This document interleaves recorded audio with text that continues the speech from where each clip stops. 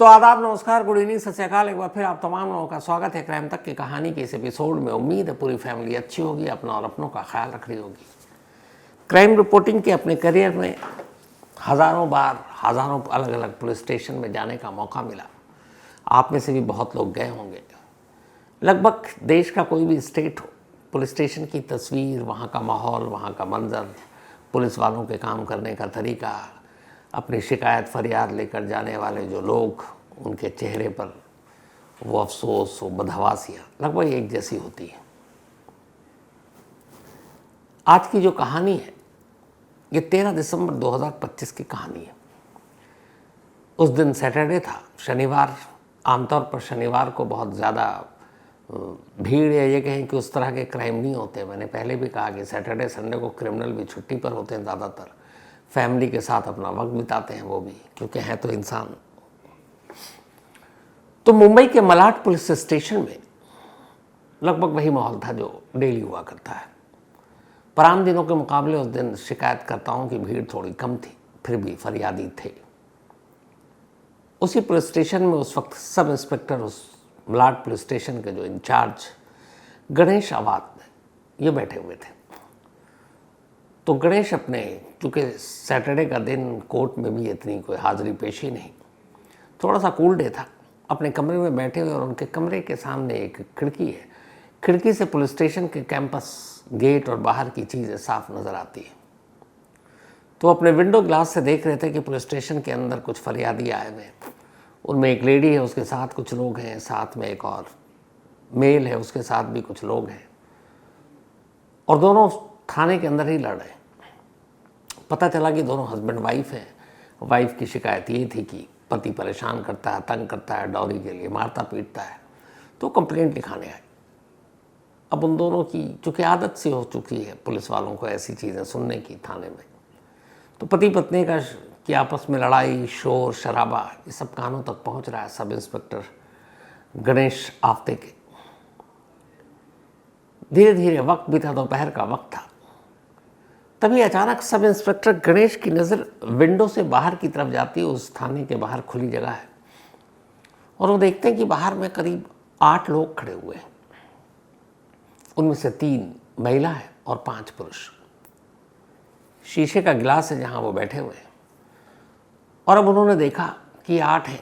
अब वो थाने के अंदर तो आ चुके हैं, लेकिन पुलिस स्टेशन के बिल्कुल अंदर, जहाँ कंप्लेनेंट या पुलिस वालों से मिलना, वहाँ तक नहीं है, बाहर है। अभी सब इंस्पेक्टर की नज़र पड़ी कि वो 8 आपस में बात कर रहे हैं। फिर उन्होंने ध्यान से देखा तो लगा नहीं, बात नहीं कर रहे हैं, ये भी आपस में बहस कर रहे हैं। लेकिन कमाल ये था कि उन 8 की शोर उनको सुनाई नहीं दे रही थी। उन्होंने देखा सभी के हाथ गुस्से में एक दूसरे के बारे में, कभी एक दूसरे को कोई टोक रहा है, रोक रहा है, और वो आपस में एक तरह से लड़ रहे हैं, बहस कर रहे हैं। लेकिन उनकी आवाज़ सब इंस्पेक्टर के कानों तक नहीं आ रही। काफ़ी देर बीत गई। उन्हें लगा कि ये लोग इसी तरीके से आपस में लड़ रहे हैं। तो बड़ा अजीब लगा उन्हें कि थाने के अंदर भी आ चुके हैं, लेकिन मेन कंप्लेंट लिखाने अंदर की तरफ भी नहीं आ रहे हैं, बाहर ही हैं, एक दूसरे से लड़ रहे हैं, और लड़ भी इशारों में रहे। तो एक जिज्ञासा जागी। सब इंस्पेक्टर अपने कमरे से बाहर निकले और फिर 8 के करीब गए। उनसे जाकर पूछा कि आप लोग क्यों आए हैं यहाँ, और अंदर आ जाइए। 8 सब इंस्पेक्टर की तरफ देखते हैं हैरानी से, और उसके बाद एक दूसरे को देखते हैं। फिर इंस्पेक्टर के कहने पर इंस्पेक्टर ने इशारे से भी कहा कि आप अंदर आइए। तो धीरे धीरे 8 टहलते हुए थाने के अब अंदर दाखिल हो चुके हैं। थाने के जब अंदर दाखिल हुए तो उन्हें एक बेंच पर बिठाया। इसके बाद अब वो हस्बैंड वाइफ अब भी लड़ रहे हैं, हस्बैंड वाइफ जो है। अब इन 8 की कहानी जाननी थी सब इंस्पेक्टर को, क्योंकि ये 8 बड़े अजीब व्यवहार कर रहे थे, इशारों में लड़ रहे हैं, गुस्से में हैं, बाहर खड़े हैं, अंदर बुलाने पर आए, वरना तो लोग दंदनाते हुए पुलिस स्टेशन में घुसते हैं। तब उस मियाँ बीवी का आपसी झगड़ा और शोर उनके कानों में खटकने लगा। उन्होंने फिर ज़ोर से डांटा। उन्होंने कहा कि देखो, या तो प्यार से दोनों रहो, वरना फिर कानूनी रास्ता है, मुकदमेबाजी है, फिर झेलो और जाओ, पहले आपस में तय करो। समझौता हो गया तो ठीक, नहीं तो आकर कंप्लेंट लिख देना, हम जो भी कानूनी कार्रवाई होगी कर लेंगे। तो उन्होंने लगभग डांटते हुए उन लोगों को कहा, वो भी पुलिस वाले के इस डांट से डरे और हस्बैंड वाइफ और उनके साथ जो लोग आए थे सब थाने से निकल गए। अब इक्का दुक्का फरियादी बचे थे, लेकिन सब इंस्पेक्टर की पूरी नज़र उन 8 लोगों पर थी जिन्हें बुलाकर बेंच पे बिठाया। इसके बाद अब सब इंस्पेक्टर उनके करीब जाते हैं और कहते हैं कि क्यों आए आप, क्या शिकायत है, क्या कंप्लेंट है। जैसे ही वो बोलते हैं 8 में से 2-3 अचानक सब इंस्पेक्टर की तरफ अपने हाथ से बोलना शुरू कर देते हैं। पहली बार सब इंस्पेक्टर हैरान, उन्हें लगा कि अब तक जो वो विंडो से बाहर देख रहे थे कि 8 के 8 इशारों में लड़ रहे हैं, बोल नहीं रहे। अब उन्हें समझ में आया कि असल में ये साइन लैंग्वेज में बात कर रहे हैं और ये 8 के 8 मूक बधिर हैं, यानी गूंगे और बहरे, जो ना बोल सकते हैं ना सुन सकते हैं। अब जैसे ही उन्हें इस बात का एहसास हुआ और वो बोले जा रहे हैं मतलब इशारों से, साइन लैंग्वेज में। अब इधर सब इंस्पेक्टर गणेश आप्टे को साइन लैंग्वेज पता ही नहीं। ये ख़ास तौर पर ऐसे लोग जो होते हैं ये सीखते हैं, फिर एक दूसरे से इसी ज़ुबान में बातें करते हैं, उनके इशारों को सब समझते हैं। लेकिन यहाँ एक पुलिस स्टेशन और उस पुलिस स्टेशन के अंदर साइन लैंग्वेज समझने वाला कोई नहीं और सारे इशारों में बोलते जा रहे हैं। अब दिक्कत ये कि वो क्या कह रहे हैं, क्या कंप्लेंट है, समझ में नहीं आ रहा। उनमें से एक लेडी जो 8 में से थी वो ज़्यादा एग्रेसिव होकर बता रही थी। तभी एक मेल ने उसको कुछ इशारा किया, वो खामोश हुई, फिर उसने कुछ और इशारा किया। तब उस लेडी ने अपने पर्स में हाथ डाला और उसमें से एक पन्ना निकाला, एक पेज था, उसने निकाल कर सब इंस्पेक्टर की तरफ बढ़ाया। सब इंस्पेक्टर की नज़र उस पन्ने पर पड़ी। इंग्लिश में एक पन्ने में लिखा हुआ एक कंप्लेंट था। उस कंप्लेंट को अब सब इंस्पेक्टर ने पढ़ना शुरू किया और जैसे ही कंप्लेंट ख़त्म हुआ, पूरा पढ़ चुके, वो हैरान। इसके बाद उन्होंने 8 को प्यार से बिठाया, फिर अपने स्टाफ से कहा चाय और पानी इनके लिए ले आओ। और अब उन्होंने कहा ये कंप्लेंट तो पढ़ ले, लेकिन एफआईआर कैसे दर्ज करूं, क्योंकि इनमें से कोई बोले कुछ बताए तभी तो एफआईआर दर्ज करेंगे। ये तो एक कंप्लेंट है, ठीक है, लेकिन जो लेडी है, विक्टिम है, उसकी कंप्लेंट कैसे दर्ज करूं। और ये कोई छोटा मोटा केस नहीं है। असल में उस एक पन्ने के कंप्लेंट में एक कहानी लिखी हुई थी शॉर्ट में। वो कहानी ये थी कि 17 साल पहले 2009 में शॉर्ट में वो महिला, तब लड़की हुआ करती थी, अपने घर में थी। एक रोज़ उसके 2 दोस्त आए, वो भी मूक बधिर यानी गूंगे बहरे, और एक किसी सर्किल में ही बर्थडे पार्टी थी, वहाँ ले गए।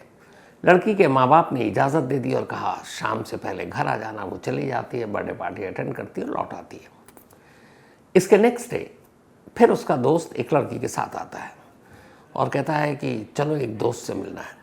लड़की फिर अपनी माँ से पूछती है, माँ कहती है चली जाओ, शाम को जल्दी आ जाना। अब लड़की उनके साथ निकलती है। वो दोनों, एक लड़का और लड़की, उसको एक ऑटो पे बिठाते हैं और वहाँ से एक दूसरी जगह पर ले जाते हैं। अब अचानक किसी का घर है, वो घर के अंदर दाखिल होते हैं। तब ये लड़की पहली, क्योंकि उसके दोनों दोस्त भी वही साइन लैंग्वेज में बात करने वाले थे, मूक बधिर, तो पूछती है हम कहाँ जा रहे हैं। तो अचानक तब तक वो एक घर के दरवाजे पर खड़े थे, दरवाज़ा खुल चुका था, सामने एक शख्स खड़ा था। तो उन्होंने कहा हम किसी और के घर क्यों जा रहे हैं। तब उन दोनों ने कहा कि नहीं, ये बहुत अच्छा इंसान है, ये भी हमारी तरह ही साइन लैंग्वेज मतलब मूक बधिर है, कोई इशू नहीं। लड़की जाने को तैयार नहीं थी। दोनों ने समझाया, बड़ी मुश्किल से फिर उसने कहा चलो थोड़ी देर बैठ कर निकल जाएंगे। वो कमरे के अंदर दाखिल हो गई। थोड़ी देर के बाद जिसका वो घर था, वो उन लोगों के लिए समोसा और कोल्ड ड्रिंक लेकर आया। उसे समोसा ज़रा सा खाया, कोल्ड ड्रिंक पी। इसके बाद उसे कुछ याद नहीं। शाम के करीब 6-7 बजे उसकी आँख खुली। बीच में उसे कुछ याद आया कि जब वो नीम बेहोशी की हालत में थी, उसके साथ कोई ज़बरदस्ती करने की कोशिश कर रहा था। उसने विरोध किया, लेकिन शायद दवा का असर इतना था जो समोसा या कोल्ड ड्रिंक में मिला कर दिया गया था कि वह विरोध कर नहीं पर पाई पूरी ताकत से। जब उसको होश आया तो उसने देखा कि वो उसके दोनों दोस्त, लड़का लड़की, वहीं पर है। वो जो तीसरा शख्स जिसके घर में गए थे वो भी वहीं बैठा हुआ। उसका नाम था महेश पवार। अब लड़की वहाँ से रोते हुए निकलती है, एक ऑटो में बैठती है, गुस्से में उन दोनों को भी अकेले छोड़ती है और फिर अपने घर पहुँचती है। घर जाने के बाद अपनी माँ को पूरी कहानी सुना देती है और कहती है मेरे साथ पुलिस स्टेशन चलिए, रिपोर्ट लिखानी है। माँ पहले तो रोती है, फिर उसे डांटती है, कहती है बेटा अगर रिपोर्ट लिखा दिया तो फिर हमारी इज्जत आसपास में मोहल्ले में ख़त्म हो जाएगी, फिर कल को तेरी शादी करनी है, कोई शादी भी नहीं करेगा, तो इस बात को भूल जा। बेटी लड़ती है, ज़िद करती है, पर माँ बाप के आगे हार जाती है। माँ बाप यही कहते हैं कि तू बस खामोश हो जा और इस चीज़ को भुला दे। अब इसके बाद लड़की ये सारी चीज़ें भुला देती है। धीरे धीरे वक्त बीतता है, माँ बाप एक लड़के को ढूंढते हैं और उससे उसकी शादी कर देते हैं। वो लड़का भी मूक बकीर यानी गूंगा बहरा था। अब दोनों पति पत्नी एक साथ खुशहाल जिंदगी काट रहे हैं। पति को अभी तक पत्नी ने ये बात बताई नहीं कि उसके साथ कभी धोखा हुआ था। धीरे धीरे वक्त बीता, तभी अचानक अक्टूबर 2025 आ गया। अक्टूबर 2025 यानी 16 साल बीत चुके थे उस हादसे को जो उस लड़की के साथ हुआ था। 16 साल के बाद एक रोज इन लोगों का अपना एक ग्रुप था व्हाट्सएप पर, जिसमें 250 ऐसे मूक बधिर थे जो अपना उस ग्रुप से जुड़े हुए थे। अक्टूबर में अचानक उस ग्रुप में 2-3 ऐसे वीडियो डाले जाते हैं जिसमें इन्हीं की कम्युनिटी यानी मूक बधिर के कुछ लड़कियों के साथ उनको टॉर्चर करना, उनको असॉल्ट करने की तस्वीरें आई और वो ग्रुप में बता रहे थे कि कुछ ऐसे लोग हैं, इनसे आप सावधान रहें। ग्रुप में डालने का मतलब और मकसद यही था। ये देखकर वो लड़की बेचैन हो गई। फिर अचानक उसमें एक शख्स का चेहरा आया जो एक लड़की को बुरी तरह मार पीट रहा है, असॉल्ट कर रहा है सेक्सुअली। वो देखकर सिहर उठी। उसे 16 साल पहले का वो चेहरा याद आ गया, वही महेश पवार। जब उसने देखा वो बेचैन हो उठी। 16 साल पुराना जख्म उसका फिर से ताज़ा हो गया। माँ बाप के कहने पर उसने खामोशी अख्तियार कर ली, कभी FIR दर्ज नहीं की, पुलिस के पास नहीं गई। लेकिन अब उसे देख कर लगा कि अब और खामोश नहीं रह सकती। उसने अपने पति जो उसी ग्रुप में शामिल था 250 में, फैसला किया कि अपने पति से सब कुछ सच बताएगी। उसने अपने पति के साथ बैठकर बात की। साइन लैंग्वेज में दोनों पति पत्नी बात कर रहे हैं और उसने पूरी कहानी बताई कि 2009 में यही शख्स जो आज हमारे ग्रुप में दिखा, उसने धोखे से उसके साथ गलत काम किया था। और अब इस वीडियो को देखकर वो डर गई है। उसे लगता है कि काश अगर उसने पहले अपना मुंह खोला होता तो वो पकड़ा जाता, बहुत सी मासूम लड़कियां बच जाती। और वो रोने लगी। पति ने उसे ढाढ़स बंधाया और उसने कहा बेफिक्र रहो, इसमें तुम्हारी कोई गलती नहीं, गलती उन लोगों की है, तुम्हें धोखा दिया। मुझे आज भी तुमसे उतनी मोहब्बत है ये सुनने के बाद भी, पर मैं तुम्हारी मदद करूँगा। जिस चीज़ के लिए तुम्हारे माँ बाप ने उन्हें रोका कि इज्जत की खातिर कंप्लेंट मत करो, मैं तुम्हारे साथ हूँ। हम दोनों पुलिस स्टेशन चलेंगे और चलकर रिपोर्ट लिखाएंगे। 16 साल पुराने उस केस की फिर से फरियाद करेंगे। लड़की का हौसला बढ़ा। अब दोनों ने तय किया कि पुलिस के पास जाएंगे। लेकिन मुश्किल ये कि ये दोनों उस कम्युनिटी से आते हैं जो न बोल सकते हैं न सुन सकते हैं। अब वैसे तो हम कहते हैं कि कानून अंधा और बहरा होता है, लेकिन कानून को सुनना ज़रूरी होता है, तभी तो वो रिपोर्ट लिखता है। और कानून सुने इसके लिए ज़रूरी है कि कोई बोले। अब इस केस में दिक्कत यह कि ये दोनों कैसे अब कानून तक अपनी बात पहुंचाएं।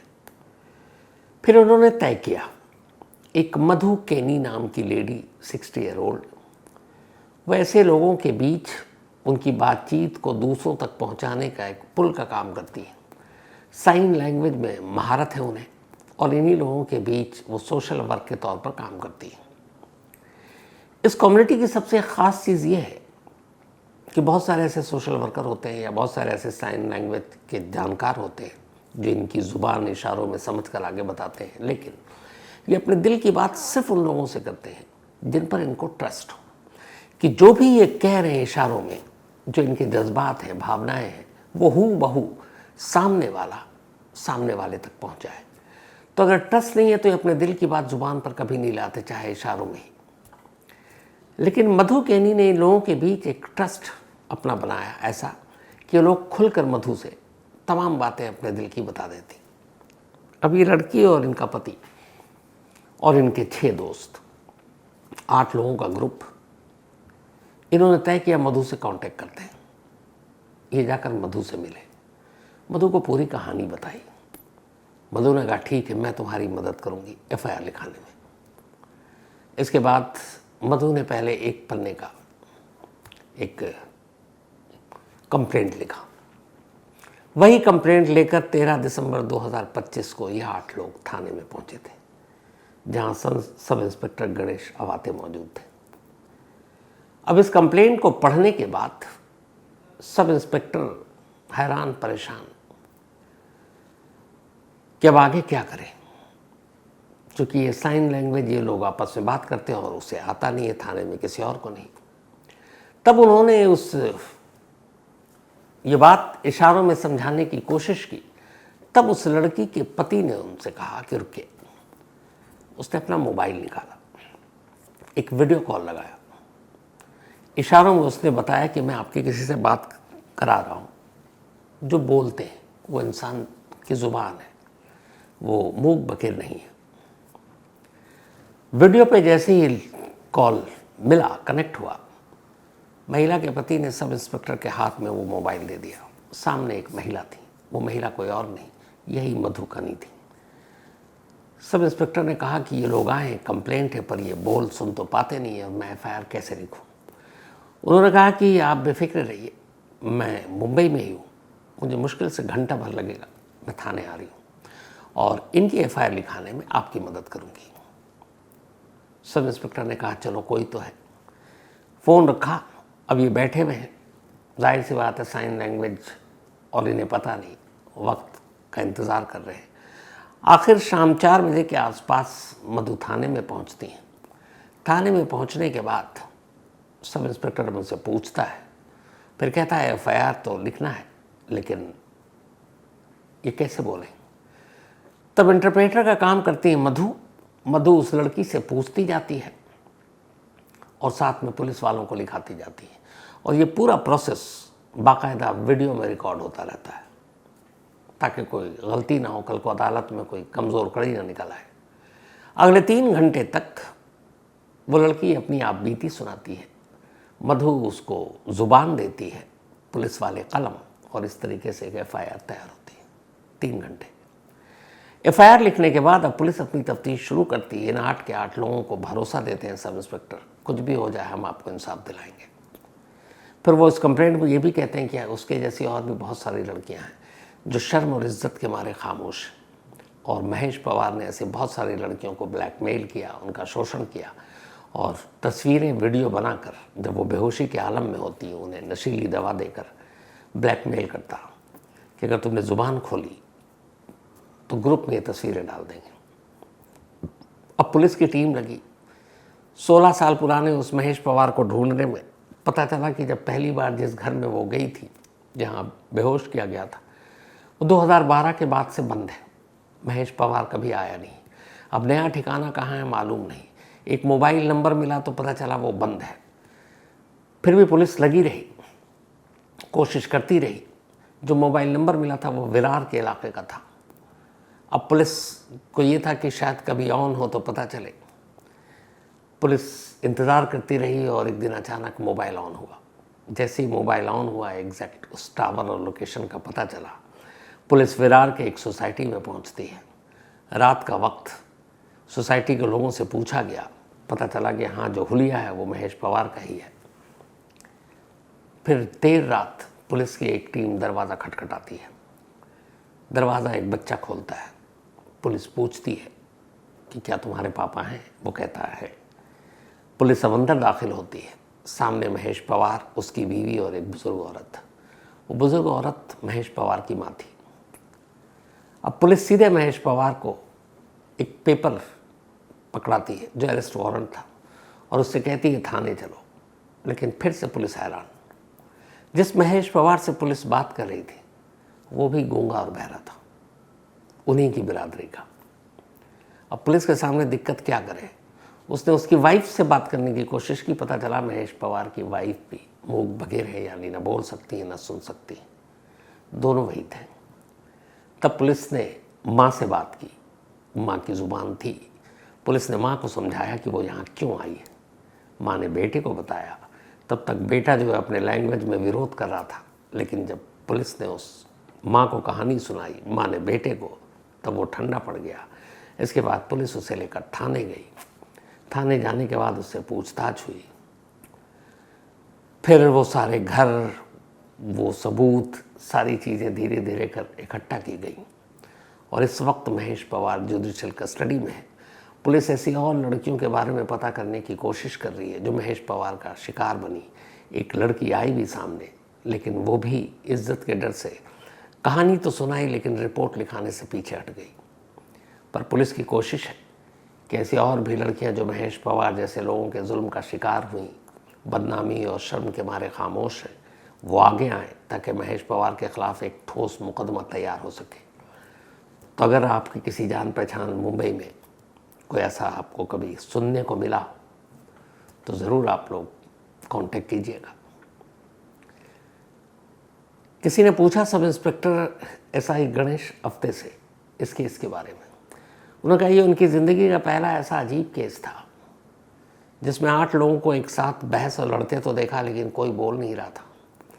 और जब उन्होंने उनको कंप्लेंट या एफआईआर लिखने के लिए सामने बुलाया तो समझ नहीं आ रहा था कि एफआईआर कहाँ से शुरू की जाए, क्योंकि वो इशारों की ज़ुबान बोल रहे थे और इशारों की ज़बान पुलिस समझती नहीं।